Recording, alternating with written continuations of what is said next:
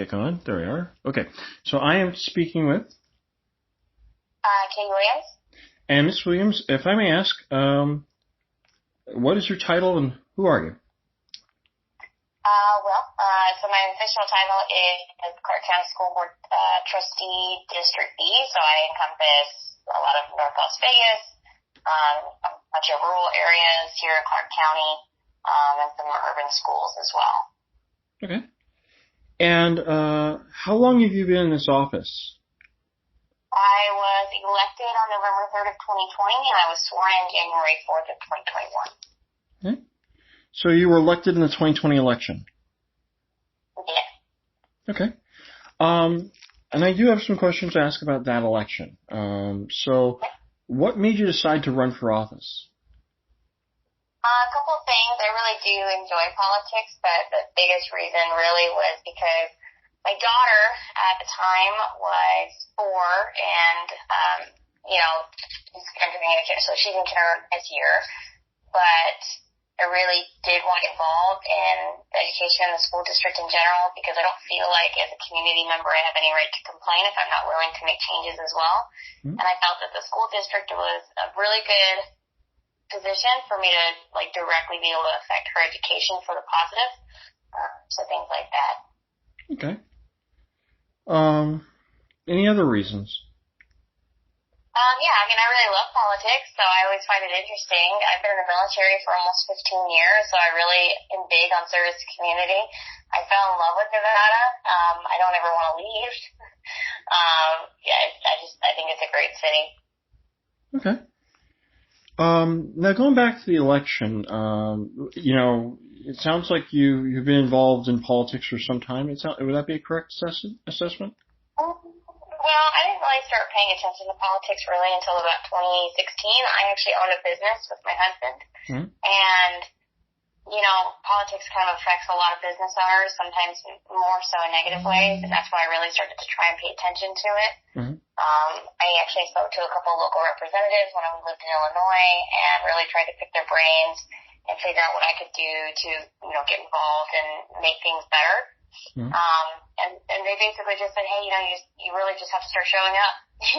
Right. You're not going to know it unless you're there, unless you're at the event. So when we moved to Nevada, I started getting into the local county kind of thing, not really doing anything, going to meetings, just talking to people, getting to know them, and things like that. Okay. And along that path of getting involved in politics, when you decided to run for office, you naturally had to go through a primary process and then a general election process. Did you have to hire consultants or advisors, or who did you rely upon to help you build your campaign? I ran my campaign pretty much myself. I have a few friends who are in the military with me. They're no longer in. They got out last year because they each had just exiting service time frame. Mm-hmm. They helped me out with their digital marketing, build my digital ads for me. But I didn't hire a consulting firm. I did this all on my own. So I fundraised on my own. I only raised $9,200 total. Mm-hmm. So it was a challenge, but I just tried to use my money as wisely as possible. I didn't waste it on big crazy banners or big crazy road signs or anything like that. I did a lot of digital marketing. I did a lot of Facebook marketing. I just made a lot of phone calls, and that was pretty much it. It's just a lot of Katie in your face all the time, constantly. A lot of Katie in your face. A lot of Katie in your face all the time, constantly? Yeah, I basically got to a point where I'm like, if people are saying my name, whether good or bad, at least they're saying my name, and that's more chance that I have of winning this election than I have of losing. So. Okay. And it seemed to work. Okay, well, you're a trustee. You got elected, so it seems to have worked. Okay. So I guess your methods seem to have had an effectiveness. Yeah, a lot of people would say that my campaign was like organized chaos. Not many people knew why I did the things that I did, but it seemed to work, and it seemed to have a reason. So, I try to be very cautious with the steps that I take. Some of them are missteps, some of them are good steps, and then I feel they're all learning opportunities. Along that way, in terms of reaching out and building the coalition that you needed to get to win, did you reach out for any endorsements or ask for any endorsements from anyone? I did. A couple people. I have to go back through my stuff and actually look. I didn't ask for many because I didn't get many. I had a couple big name ones. I got the Public Safety Alliance one, which was great. That was one of my favorite ones to get. But yeah, I didn't think that a lot of people didn't really endorse me until about 2 weeks out from the general. Mm-hmm. And then I think they kind of realized, they're like, oh wow, she's, either a force to be reckoned with or she's just really crazy, and we'll see how far this crazy train takes us. But, yeah, it was very interesting. Not many people put their bets on me until after I won the primary. Mm-hmm. Which is honestly fair. I don't think many people can truly know who's going to win anything until you start seeing what the primary elections shake out. And I kind of want to go back to after right during the primary campaign, because I don't know your race very well. I don't know the dynamics of Clark County school district politics very well, so I have to openly admit my ignorance on that. That's okay. But in regards to that, were you considered a favorite to win in your primary, or were you kind of an unknown? Gosh, no.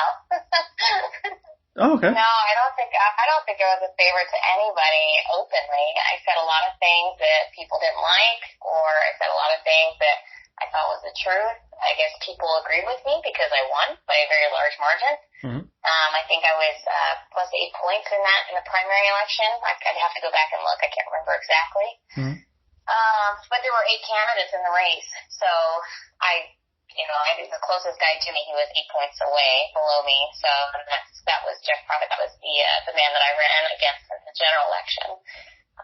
So it was a very interesting primary campaign, and I don't think anybody really thought I was going to win. I thought they thought that I was probably just this outsider of Nevada that didn't care or didn't actually mean what she said, but I meant every single word, and I wanted to be there, and I wanted to help the kids, and I wanted to help the community, and I wanted people to recognize that I wasn't going to back down just because people said a couple mean things about me.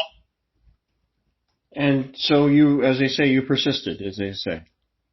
Yeah, you could say that. I mean, they're persistent or stupid, so either way.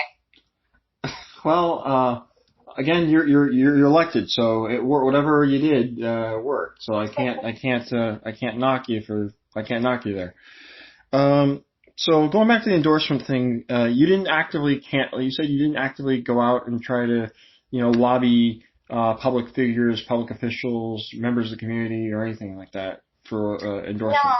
No, I didn't. I didn't do it officially. I would, get caught up in conversations with people who were running their elections, people who had been, previous office holders. I would ask them for their endorsement. Some said yes, some said no. It was just kind of. It was never me going out there with the intention of, hey, I want your endorsement. If people invited me to come speak with them at a forum or a board to earn an endorsement, I would do that. Sometimes I got them, sometimes I didn't. So. Okay. So it was kind of like whatever came your way, you kind of took it. No, it was more so because there was a couple places that tried to endorse me, and I think they did endorse me, and I just didn't give them any attention because I wasn't sure what the organization was, or I wasn't really into it. I had one endorsement from a fake company that I had no clue even existed. And then as soon as we found that out, we actually put out a statement against that one as well, because we wanted to make sure, hey, we're not, trying to pull one over on anybody. We didn't know, and so, it is what it is. Sometimes that happens. Mm-hmm. But yeah, I truly did go to any forum or meeting that I was asked and invited to go to. I wanted people to know my name. I am a registered Republican. I'm a conservative, but I think at one point people think that just because I'm a Republican or I'm a conservative that I don't want to hear the opposite viewpoints, and that's actually not true. I feel like the only way to have a good politician is someone who will listen to the opposite viewpoints, and whether you agree or disagree, at the end of the day, there's mutual respect and at least a dialogue. So you believe in at least some form of conversation or trying to at least listen and talk kind of thing? Absolutely. sorry. I was invited to a trans day of visibility, and I went. I heard stories, and I have a very close friend of mine who's trans, so she invited me, and I'm sure, I think you may know her, but you can ask her. I got beat up even in that meeting. I didn't even tell anybody I was going, because to me it wasn't about me that day. I just wanted to go and learn, and I had lots of good conversations there. I got beat up there, not physically, but verbally. Right. But at the end of the day, I just walked out and I said, hey, it is what it is. People don't have to agree with me. You don't have to agree with my viewpoints. I don't have to agree with you. But, we're all, in my mind, I'm like, we're all children of God, and, you may love me or hate me, but also respect you as a person just the same. You mentioned you had to turn away endorsements in reference to something that was of concern. Was that the only other occasion where you rejected or declined to accept a public endorsement of you? I don't know. Is there one specific that you're trying to think of? Because it's been a long time.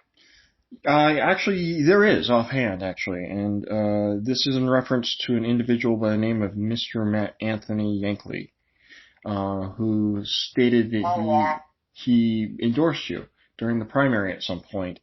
And I can just explain it to you. Okay. Yeah. Hey, don't worry about asking me roundabout questions. You can just ask me directly. I'll be completely honest. It's no problem with me. Oh, no problem. I was very public about my friendship with Matt Anthony. I had no problem with that in the beginning, and then I had told my friend, the one I referenced earlier, that I was like, I can't hang out with these people because at one point they get to a point where they're a little bit ridiculous. So early in the primary, I got endorsed by his group. I think it was Keep Nevada Open or No Mask Nevada or something like that. I got endorsed by them, and I never declined the endorsement at all because it was during the primary. And then right after that, Matt and I started drifting away because he started hanging out with Proud Boys more. I didn't want to hang out with them as much because I felt like they were just kind of not my kind of people. So I didn't. And I think the last time I went to any one of their events, it was December 31st, New Year's Eve, and I was sitting right next to Sarah Cirillo at one of these events, and I was like, I can't do this with these people anymore. They're kind of insane. I'm out. And she agreed with me, and so that was basically it. That was the end of my friendship with them. Once they realized that I was no longer their friend, they started, sending threats. I got a threat from the vice president of the Proud Boys, and then right before I voted to keep the superintendent in, I got a threat from Matt Anthony, Anthony, whatever his name is. I ignored both of them. I just don't care.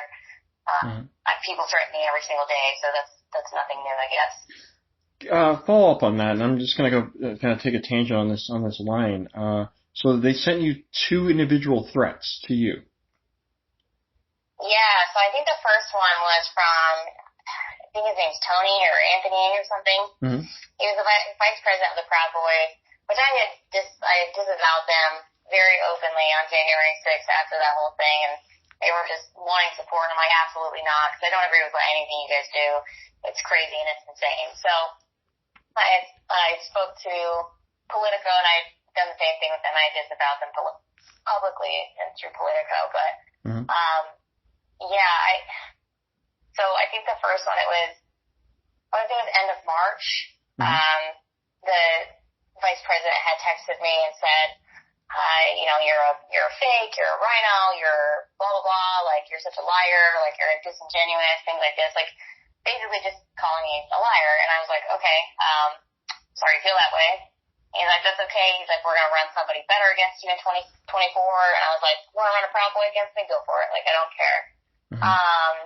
And then in May, it was right before, I think, our first May board meeting or our second May board meeting.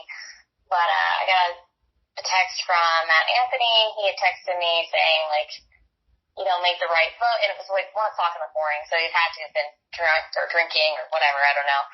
He said, make the right vote or, do the right thing. There's people that wanted me to do worse things to you. And again, I don't take kind of threats. I don't care. If someone wants to threaten me, they're more than able to. And, it's freedom of speech. That's fine. I don't care.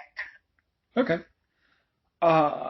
I want to kind of follow a little further on that. So did you feel the need that, or feel that your safety was in danger, or decide that you needed to let law enforcement be aware of these things? So with those two, I didn't. I did file a police report. I want to say it was right after I had won against two different individuals. One was a teacher, one was a substitute teacher. And that substitute teacher had gotten arrested in early March for, I believe, I don't remember the exact charges, so don't quote me on this. Mm-hmm. It was something having to do with prostitution of a minor or solicitation of a minor. Okay. So ever since that happened, obviously, I haven't had any contact with that dude. Right. The other one was a teacher, and I'm not going to say his name because more so just because he still works for the district, and I'm not one to just, whatever, have other people go after other people. I just don't care to. But yeah, I have active police reports and investigations on those two individuals, and other than that, that's pretty much it. Okay. I don't typically fear for my safety, and I feel very capable of taking care of myself. I have a very good support team behind me. If I ever truly did feel like I was, threatened and feared for my life, then I would probably figure it out with the police and actually probably press, I guess, harsher charges, but I don't feel that. Okay. So in the case of those two text messages you received from those, and not the incident you're referencing, but those two that you got from Mr. Anthony and Tony, I know the last name, I just can't think of the top of my head, but you didn't feel the need or think that was a concern, a worry for you to worry for your safety? No, I don't think so, but again, I'm either persistent or stupid, but I truly just don't, I don't know, I didn't really feel like there was teeth behind the threats. Mm-hmm.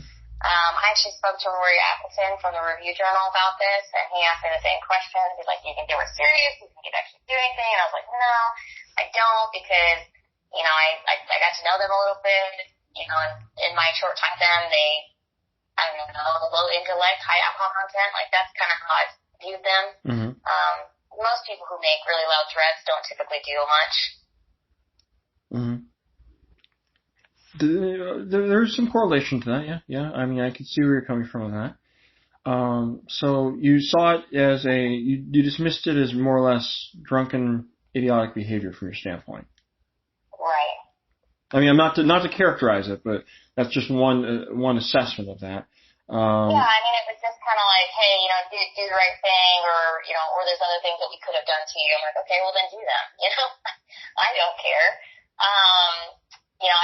I live a pretty open life. I let people in all the time. I do random interviews. I have no issue telling people about what's going on in my world, what I think about politics, what I think about the school district, what I think about the world. So I have no issue with someone. If they want to try to expose me for whatever they want, that's totally fine with me. So, kind of flowing back to the campaign and whatnot, did these guys ever help you with your campaign or make phone calls or walk for you or anything? No. I know that's something that they said too, which makes me laugh because they never ever did that. I think the most thing that Matt Anthony ever did was post me on his page a couple times, and that was pretty much it. So, at no point in time was he ever involved in the organization or operation of your campaign? No. The friends that I have that were working on my campaign worked for a national strategist. And they were helping me with my digital ads in their free time. I made all my own phone calls. I walked my own houses, walked my own districts. Like, I went to all these events and all these forums and all these interviews by myself. So it was basically, it sounds like either you, your family, or close people that you'd already let in to help you do the minutia, the day-to-day operations of your candidacy. Yeah. Yeah, I maybe had one other person that was like every single day with me, and this was my friend who was in the National Guard, but now is no longer because he just left the military service. Okay. But he's also very public. His name's Noah Jennings. He's been a very good friend of mine for years, and so he's the one that was helping me with my digital marketing. He works for a national strategist. I didn't hire this company. I didn't hire him. He was just my friend. Wanted to see me win, and did a lot to help me. Okay. And thank you for stating that, because that is kind of one of my questions I've been having and wanted to get some clarity on in reference to your campaign efforts and some statements this individual or some of these individuals have made in conversations with people on record as of recent. Yeah, I know. I've heard some of their stuff too, like them challenging me to run county commission against Matt Anthony. And I'm like, first off, we don't even live in the same commission district, and second off, like, I mean, if you want to run, man, go for it. Like, I don't care. Okay, so it sounds like you're not I'm taking it from your levity and your laughter. You don't take these challenges too heavy. No, I don't. I have bigger things in my world to worry about than these two. And thank you for clarifying that for me, because I guess it kind of helps me understand your state of mind and your perception of these individuals as I'm trying to figure out myself who they are. Yeah, again, like, I think a lot of people assume that I'm this really far right-wing candidate. I'm not. I am very conservative in a lot of ways, but I'm also very pragmatic, and I just don't see a point in causing a ruckus in certain things. I did really well with my social media because my social media, like, I just understand it, right? I'm 31 years old. I grew up in the age of social media. If you know buzzwords and algorithms, you can pretty much figure it out and keep yourself at least relevant enough to run a campaign purely on social media. It's not easy, but it's definitely possible, and that's basically how I did it. I don't know. I didn't waste my money on yard signs and business cards.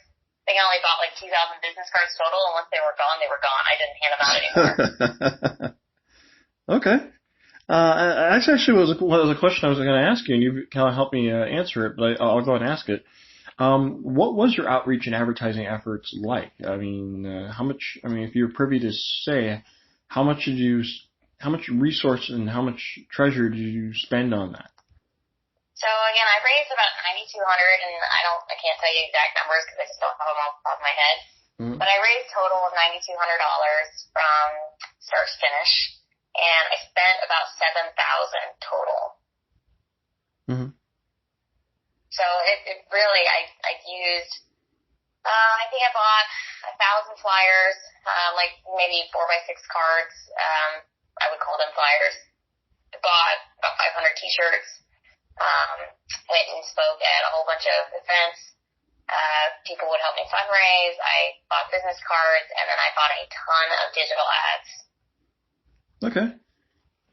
So it was purely, as you were talking about your social media campaign, it was purely targeted towards the digital and online realm. Absolutely. And I think it helps me being out in front of people too, because I went to a lot of events just to be in their face and kind of get my, because I just have this theory that as long as people meet you and they can kind of see what your heart's in it for, they'll actually believe that, and they'll, I guess, lean more towards your side regardless if they believe with, agree with you politically or not. Because I went to a lot of events that people didn't agree with me. But again, I'm kind and I'm respectful, and I don't feel the need to be mean. And, if people don't want to vote for me at the end of the day, based off my Twitter or my Facebook, then it's on them. It tells me they don't really care about the real issues. But if they meet me and they talk to me about real issues, I can give them insight on as to why certain things are the way they are. So you decided to take the meet people in the flesh approach as a primary method, and everything else is secondary.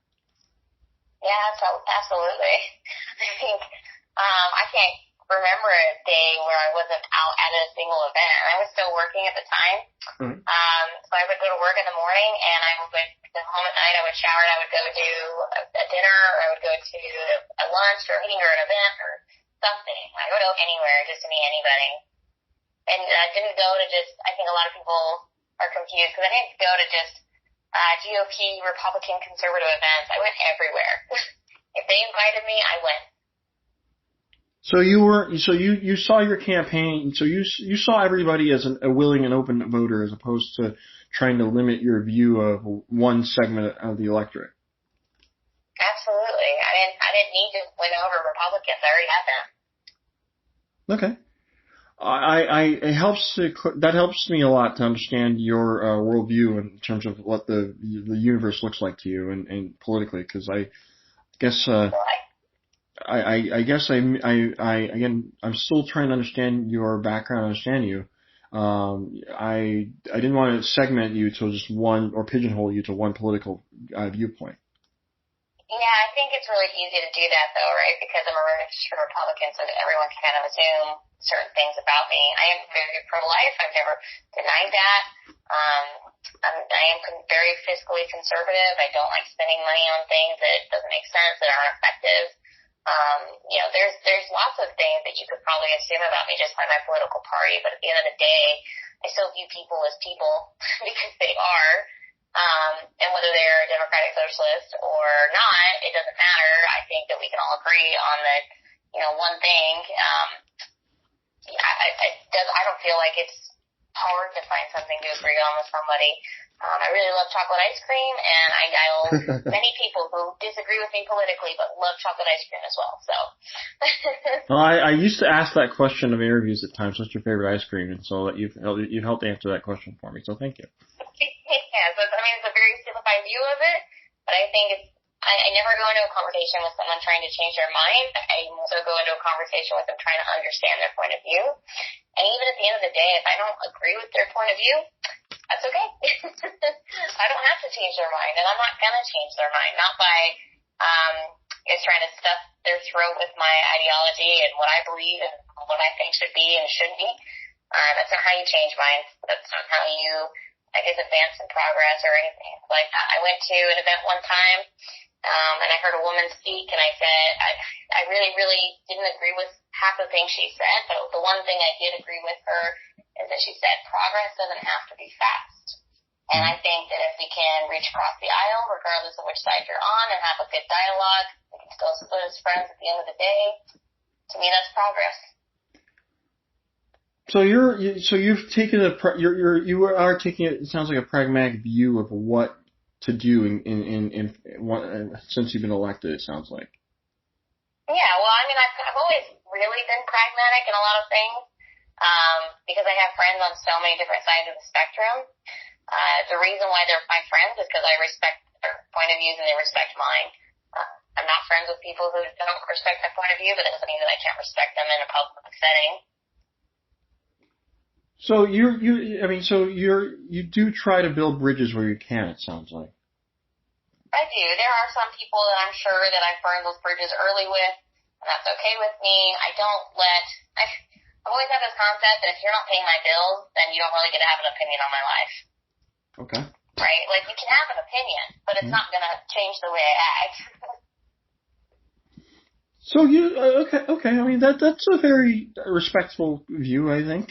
From my simple observational standpoint of trying to understand you. So I recognize you have you try not to let outside influences dictate your view or not view how you treat them. Yeah, because honestly, you think about it. There's so many different things that could influence your viewpoint, right? We live in a very in-your-face kind of world where you can log on to Twitter, log on to Facebook, log on to Instagram, see images and phrases and words that can change your viewpoint and your bias almost immediately. And I think with I hope you don't take offense to this, but like with media outlets, journalists, things like that, right? Some are very, very wholesome, some are not, right? Some have the best of intentions, some don't. Mm-hmm. And I think it's easy for people to get confused with the amount of information that we have at the hints, the tips that we have. Sorry, I haven't had enough coffee today, but. It's okay. I'm pounding a caffeine myself right now, so you're okay. Well, that's like also it's kind of late. I didn't realize how it was almost 6 o'clock, but, I guess I just don't care if people don't like me or not. I realize that sometimes the loudest voices in the room are really the minority. And it kind of clearly showed through my vote. In my primary, I got beat up very much, like a lot.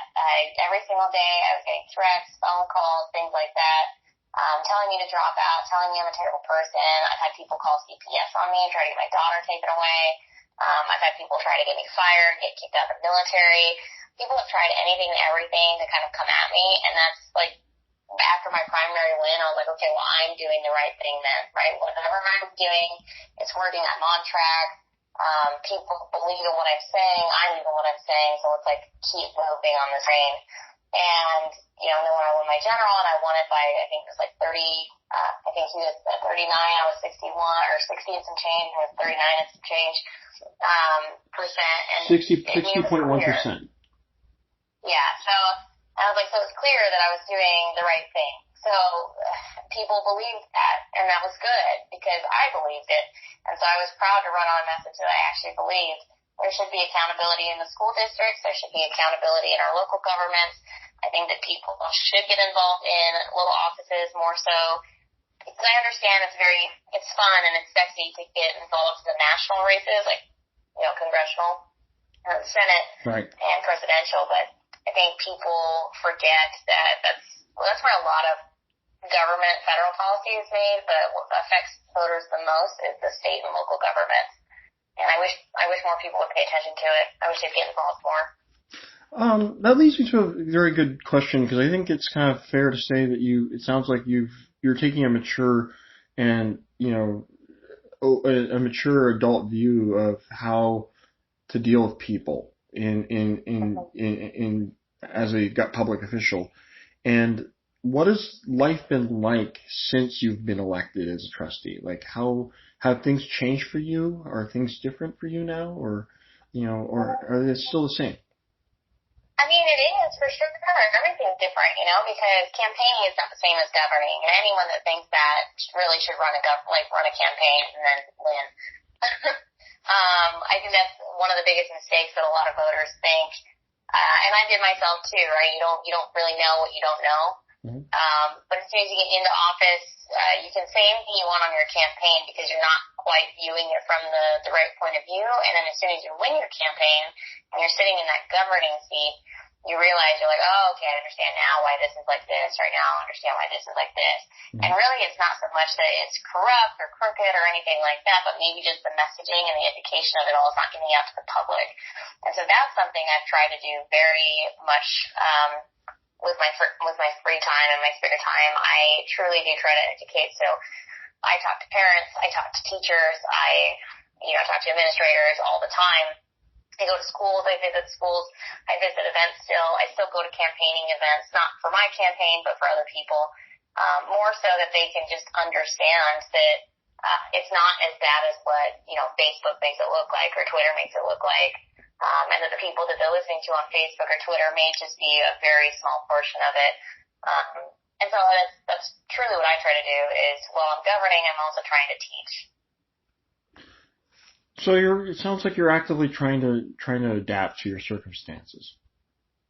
Yeah, well, and I wouldn't call them circumstances themselves, right? I feel like circumstances is such a negative word, right? Because the circumstances happen to me, but I have a lot of control over what's going on in my life, which is good. And I know that it's almost a little arrogant to sound, but I try to really set boundaries with my voters. I set boundaries with parents and teachers that I talk to. Set boundaries with reporters and things like that. Just in general, because I still need my own sanity, right? I need my own family time. I need my life. I still have a job because I actually donate my paycheck from the district. Mm-hmm. I donate it every quarter, so I still work. I still do things with the military, but I am always making sure that at the same time that when I'm there, I'm there. So right now I'm on this interview with you. Mm-hmm. There's nothing else in front of me.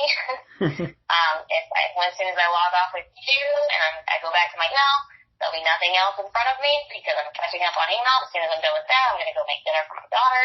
There'll be nothing else in front of me. So I compartmentalize my time. I set boundaries with it because I believe that's the only way to keep yourself sane. Okay. And I guess I want to ask this because you have been in the public light a little bit lately because of events in Clark County, whether it be vaccine issues, vaccine compliance, mask compliance guidelines, and things of that nature. Have these issues have these issues impacted you, or how have these issues impacted you personally, or at least in your position? Can you expand on that question just a little bit? Because I feel like it's pretty broad. So with a lot of public attention, a lot of public, where the public is, depending upon whether it's pro or against the mask mandate or pro against the vaccine mandate, have these issues impacted you directly? Well, I mean, I think it impacts me in a way that, because they're my constituents, right? Half of them don't want it, some of them do want it, some of it don't care. Either way, they don't care at all. On my personal side, I don't think a mask mandate works or is beneficial. I feel like if it works, I don't know, because you can't trust anything out there anymore. But if it works, it probably works at such a minuscule rate, it doesn't really matter to me. Anyways, I don't know. Maybe I'm wrong. I have no idea. I'm not a scientist. So, and then when it comes to the vaccines, I don't believe in mandating people to do things that they're just not comfortable with. I just don't. I'm not anti-vaccine. I've been in the military for almost 15 years. I'm very vaccinated against all things. Things that probably nobody knows about. Right. My daughter has had her booster shots. She's in kindergarten. So I'm not anti-vaccine. I'm anti-forcing people to get something that they're uncomfortable with. And that's it. I think people should be allowed to make their own choices. I kind of take a libertarian approach on that. If you're an adult, you're having a good day, you're not impacting the way that other people live their lives, you're impeding that, and you're not hurting people, and, everyone's happy and healthy and having fun, and I'm like, okay, then you guys do whatever you gotta do. I kind of want to follow up on that a little bit, because in reference to those issues that have come up in front of the board, you got a lot of, I guess, heat, or I could say heat, is that an appropriate word to say, in reference to a recent vote that came up, and you're not being there for that vote. I want to understand what happened, because I feel like I'm getting the story from piecemeal, from social media, from the news, from everybody else. Oh, yeah. So, very, very simply, we have regularly scheduled board meetings, and they're every other Thursday at 5 p.m. Mm-hmm. I do everything in my power to make sure I'm at every single regular scheduled board meeting.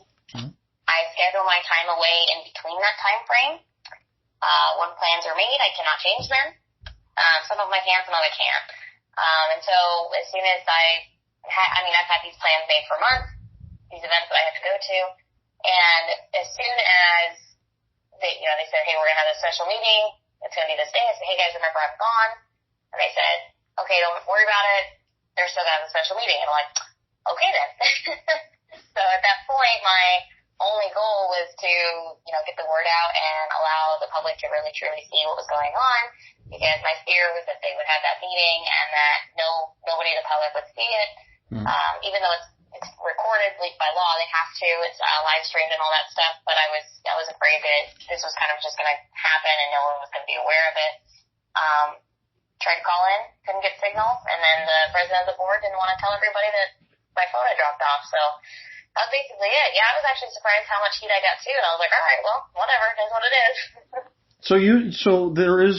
You attempted to actually try to remote into the meeting, it sounds like. I did, yeah. I was actually on the call for about 15 minutes at the beginning, through the middle of the signal, and I called back in, and I just couldn't hold the signal, so. And so was your absence, just so I understand this, so the president of the board basically tried to patch you in, you weren't able to get through, well, you were able to get in briefly, and then the call fell off. Were you considered excused, unexcused, or was it what was the official status? Here's the thing, we're not required to be at these board meetings. We can miss board meetings if we have to. Mm-hmm. It just is what it is. And so when a special meeting is when it comes up, it's the president of the board that schedules that meeting. It's not the other board members. She scheduled a meeting. I couldn't be there. It is what it is. There's going to be more. I feel like it's kind of funny because Trustee Cepeda had missed 2 meetings prior to that, and nobody said a word to her. But I missed one special pop-up meeting, and all of a sudden I'm the villain. So I thought it was intense. But again, I sometimes feel like people are quick to anger and slow to cool. So I don't know, it just takes time, I guess. Some people understand, some people don't, and I don't hate them for it. So I just kind of carry on and move on. I had a board meeting Thursday night, and it seemed fine. So it sounds like at least amongst your fellow board members, they've moved on. Well, the other board members were, I don't think they were upset with me. I don't think they even cared. Okay. Sorry, I could you repeat that again? I'm sorry. I said I don't think the other board members even cared that I was there or not. Oh, okay. Right? We don't get into each other's personal lives. We don't. We're there to do a job, and if one of us has to miss, then that's what it is. So, I made my opinion very public on what I thought about vaccine mandates, and the board still voted to mandate it, or I guess direct the superintendent to mandate it or whatever. That's fine. The board can do that. I have to uphold board policies per the NRS, so I'm here doing the best I can to advocate for people. But at the end of the day, the public has to also understand that they're fighting for this too. They can't just rely on their public officials. They can't rely on their elected officials. Their rights are just as much theirs as my rights are just as much mine. And one person cannot constantly fight for your rights. You have to want it as well. So as the old saying, it has to be public buy-in before anything can go forward. Absolutely. And I stated this on my Twitter a couple weeks ago. I said half the battle is electing good people. The other half is you fighting for it. It's no secret that I'm the only conservative on that board. But that means I'm the only conservative on that board. And 9 times out of 10, I'm going to fall on a losing side, especially when it comes to, I would say, more liberal policies or progressive policies. So when people don't understand, it's like, yeah, I can be there and I can vote no and I can do this. But what does that help if the public isn't willing to get involved as well? Hence, there has to be public buy-in for anything to have from your standpoint, for anything to have any oomph. Absolutely. Which leads me to I promise to make this my second to last set of questions, because I know it's getting late here. And I don't want to stop you from making dinner for the family, so I apologize for that. So I understand that there's talk of a recall from certain political members of the political community in the Clark County political universe. And I wanted to just I don't want to go specifically on that, but I want to kind of get your input on that issue of recalls. I think sometimes recall is a good process to have in any government system, but I think recalls are a huge waste of time. Mm-hmm. I'll say this because many people have, I guess, explored the idea of recalling me, and Nevada recall laws are very, very hard to accomplish. I'm not saying they're impossible, but they're just very, very hard to accomplish. And one of the biggest reasons is because Las Vegas, specifically, it's very, very transient. Mm-hmm. Voters move all the time, and in order to even start a recall election, you have to get 25% of the signatures that had voted in the election where you got elected at. And they still have to currently live there and still currently be registered voters. Mm-hmm. So it's not impossible. It's just very hard. With the recall Sisolak thing, they were having every person, Harry, John, Sally, every person that they ever met sign this recall petition, and it's no wonder that they failed with the petition because they were just having everybody do it, and they didn't really have the verifications of signatures, the right amount to get that recall election started. With the recalls where they're talking about these board members, I'm like, oh my gosh, guys, it would actually be so much smarter to just focus on these upcoming elections. We have 2022, there's 3 trustees up. In 2024, the 4 up that, were ran in my election, myself included. And it's smarter to look towards those election cycles than to waste time and money on recalls. Recalls cost money, they cost time, and it's very, again, like you said, it's hard to get public buy-in. If you don't have the public buy-in, then nobody's really going to, care, I guess. And it doesn't make anybody effective. It doesn't make these events effective. So if you truly don't like the trustees, or you don't like your governor, or you don't like your commissioners, or you don't like your city council members, the smartest thing to do would be to throw all your weight behind a candidate that you truly believe in and focus on the elections. So it sounds like from your standpoint, it sounds like you've had a little experience with this concern on your own front. When the concept or the threat of a recall comes up as of late, you don't, not say you don't take it seriously, but you understand the gravity of it. Oh, yeah, no, I mean, I understand it. I get why people would want to recall an individual, right? But you have to get enough people to want to recall that individual for the same things. The California recall right now, I honestly track it very little because I don't live in California, so I don't pay too much attention to it. But that itself shows that recalls can happen and should happen. If you have a truly bad leader, they should happen. You should be able to get them out of office, get somebody else in there, because the voters aren't happy. But again, it's voter-based. You have to have enough of the voters that voted you in to really just change their mind and be like, man, we hate this person now.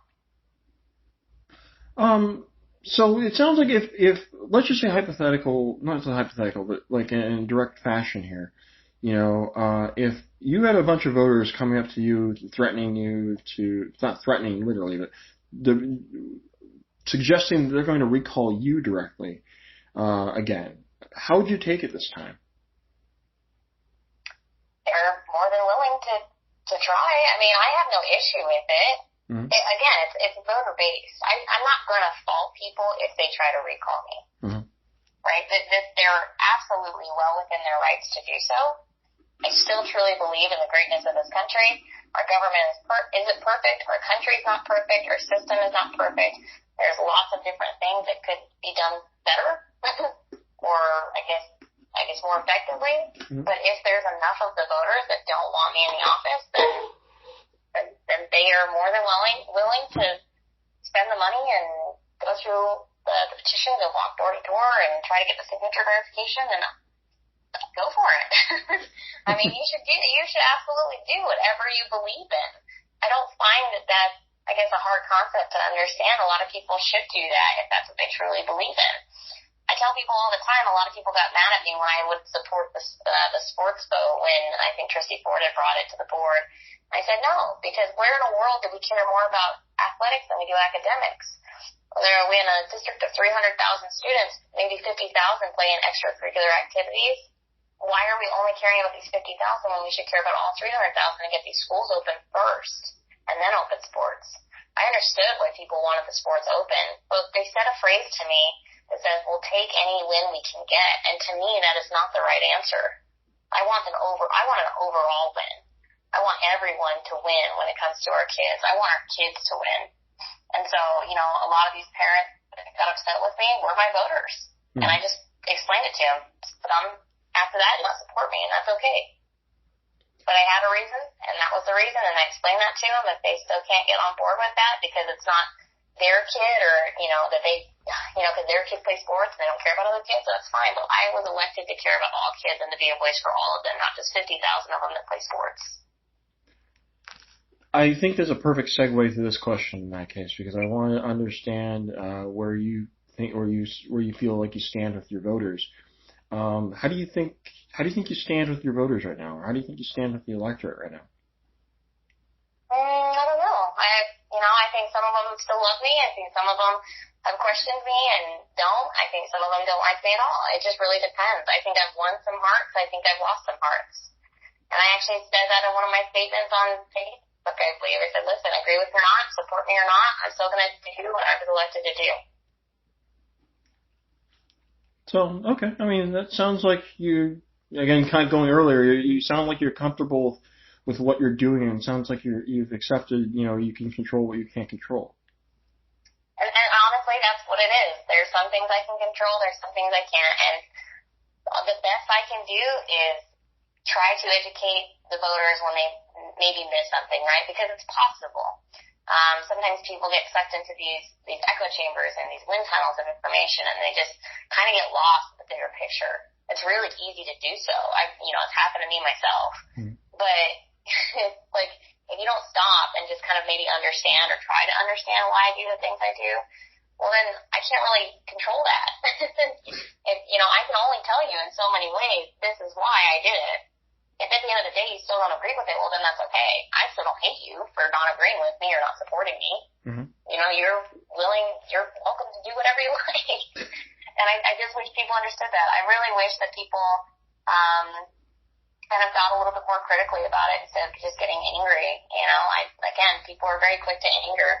And not that I want to upset my voters. That's not what I want to do. I want to help them. And so I try my best. But again, I'm one person. There's 7 trustees, and they disagree with me about 90% of the time. Okay. Well, and I guess that leads to my next question, and I guess it's kind of a wrap-up here, because I appreciate you going into the detail about yourself, your positions, your campaign, and clarifying a few points for me today, because you've helped illuminate a lot for me. Oh, good. I guess I want to ask in closing, is there anything I didn't ask you tonight that you'd like the people of Southern Nevada and Northern Nevada to know about you, what you're about, issues you care about, or anything that I haven't asked you tonight? Go ahead and you have the floor. Yeah, again, I think I want people to understand that I'm not this villain that they think I am, or maybe kind of build themselves up in their head. I'm not this rhino that some people think I am.